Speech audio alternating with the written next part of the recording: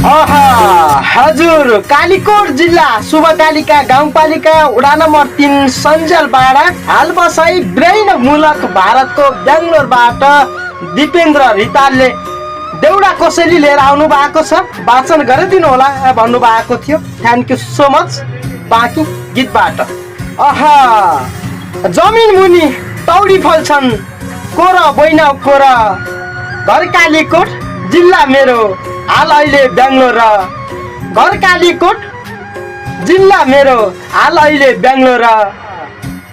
दिउँसो डुल्ने मालचरिय रातो कहाँ डुल्लो छै कै ठाउँ रहेको बस बस्दो छै क्या खाना खाँदो छै कै ठाउँ रहेको बस बस्दो छै क्या खाना खाँदो छै।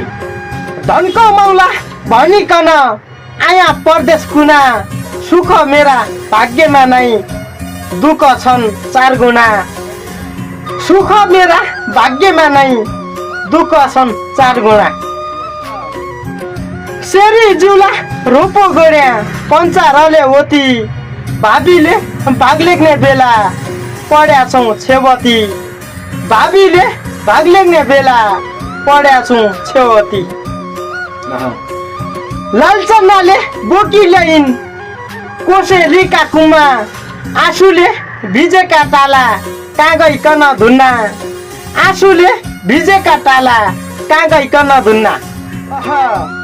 बाजो मन बैरागी हुँदो डुल्लो रहन बन कहाँ गएले शान्ति होला मेरा मन कन। कहाँ गएले शान्ति होला मेरा मन कन। हिउँ खाइ हिउँदै नाचे हिउँचुलीका डाफ्या पठाउला मायाको छड्को आमै पोल्टो थाप्या। पठाउला मायाको छड्को आमै पोल्टो थाप्या।